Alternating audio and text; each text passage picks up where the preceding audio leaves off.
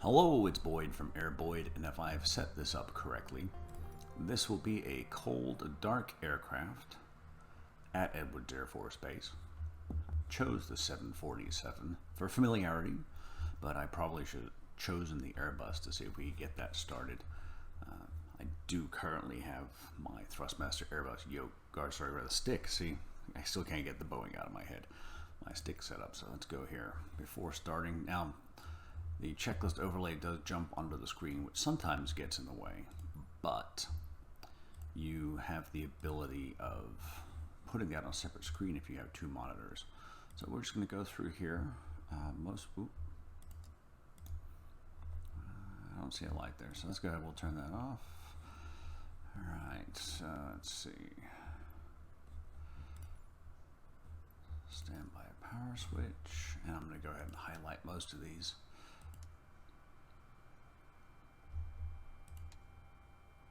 Wanted to see if it actually said anything there. External power on if available. It is. Don't hear any noise of it turning on. APU. I happen to know that is 2. Start the APU. Hold for a second and then wait for it to go on. We'll see if the APU starts here.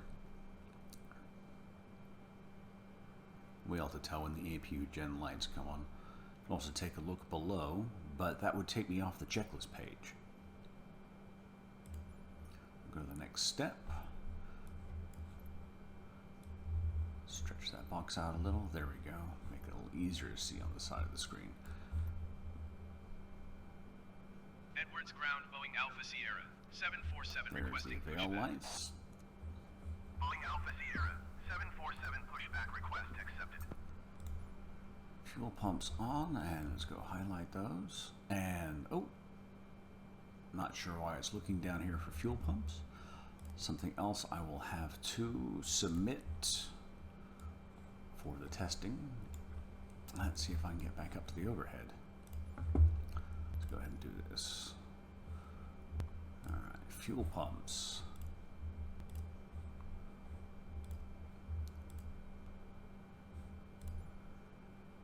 Beacon. Now, normally the beacon wouldn't quite go on yet, as we're not ready to go.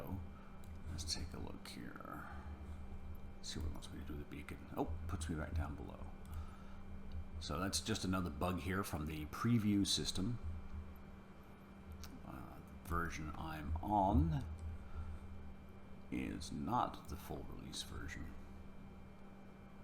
Lower beacon, upper beacon. I actually don't recall the 747 that I flew having both. Let's go ahead and turn that on.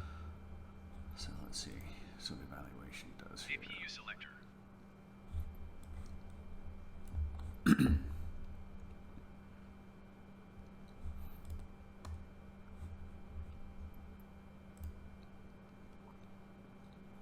Now the other way to do this is go through and have your co-pilot do it. You can come up here, reset the page, autocomplete, and last time I did this, he went through pretty darn fast. Battery switch on.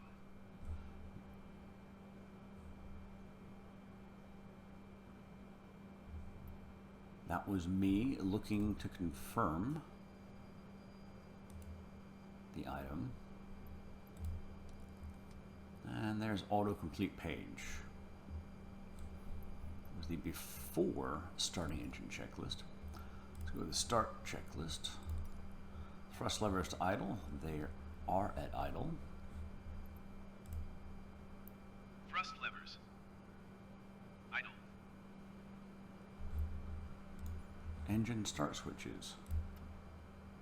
Engine 4-start switch. Now the engine start switches happen to be on the overhead as well, so that's obviously part of the engine start and fuel system isn't quite set up correctly in the checklist. Let's go ahead and take a look up here. Now these happen to be in the right place, so I'm just going to go ahead and click that because it's easier to have the co-pilot do it than it is for me to keep moving the checklist around.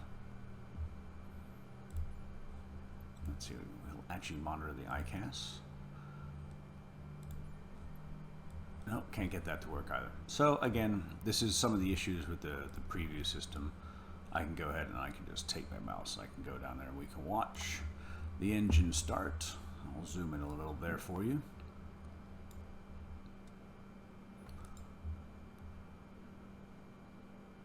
Looks like I should have turned on a couple extra pumps there. So there's more fuel in the other mains.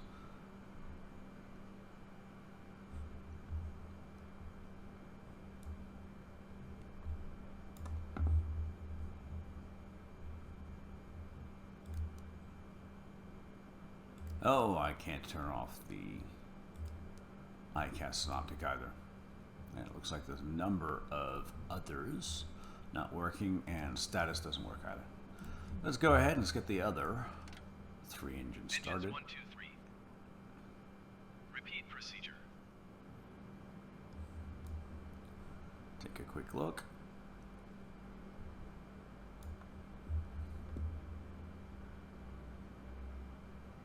They are all starting up as they're supposed to. Can hear them going. The 4 engines do make quite a nice sound on this. It's something I did enjoy when flying it. Not the 2 engines are bad. It's just the 4 engines really had a particular sound in this aircraft that's really hard to describe.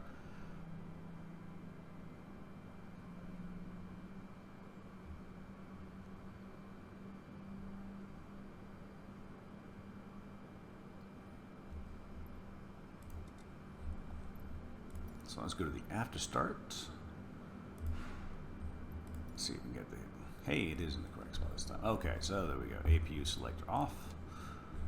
APU selector off. And the lights. Lights. Lights are also on the overhead.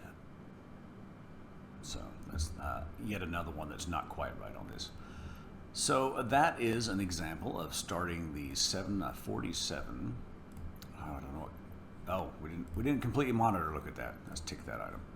There we go. It should be on my checklist complete. So that's my before start, starting engine, after starting engine checklist complete. That is starting up the Boeing 747-8 Intercontinental from scratch at Edwards Air Force Base. Have a quick look outside here. Now there are key commands to get the pushback crew to work and to use the comms. Let's see if I can remember where the comm panel went up here. There it is. It'll pop up here. And you get all these options here. And you heard my co-pilot earlier talking to ground. Pushback request was accepted. So we have different, very simple menu things for asking for different things that you would normally have. Request pushback stop, pushback to the left, pushback to the right. Edwards ground Boeing Alpha Sierra 747 requesting pushback tug to steer the aircraft to the left. Boeing Alpha Sierra 747. And there you go. He's doing what was asked.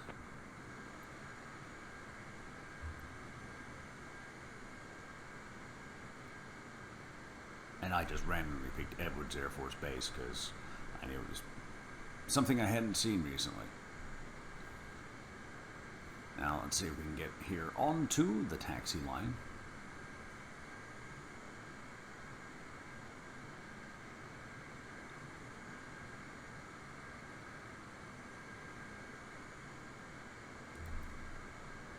Edwards ground Boeing Alpha Sierra 747 requesting the end of pushback.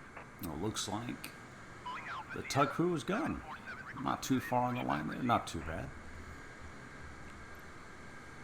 Edwards ground Boeing Alpha Sierra. As you can see, the menu now pre-populates with a number of different options for air traffic control, which I assume will get larger later on, and as soon as the third-party options are added, you may actually be talking to someone who's pretending to be a real controller.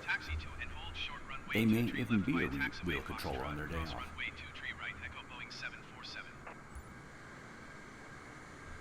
There we go. So the communications are all done. We've been given permission to taxi. Might as well go ahead and give that a quick shot.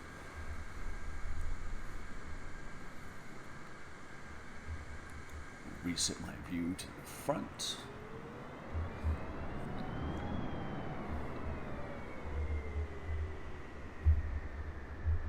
too much breakaway power there.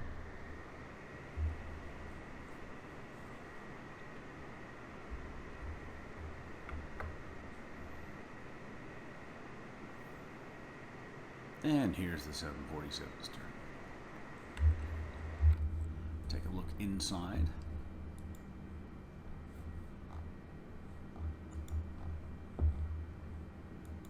And there's the tiller working, as you would expect it to do so.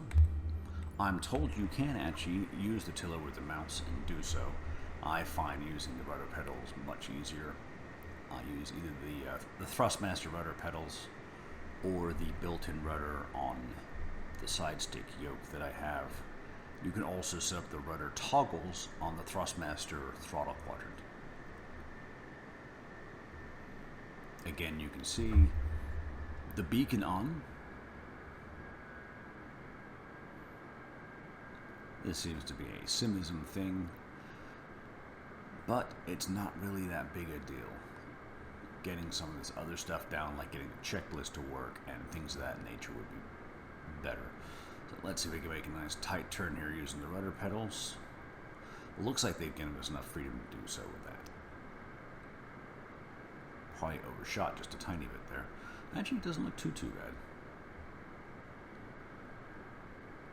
Well, there you go. That is the promised start up from a dark airplane in a 747 out at Edwards Air Force Base, showing you how the checklist system works, setting up the comms and everything.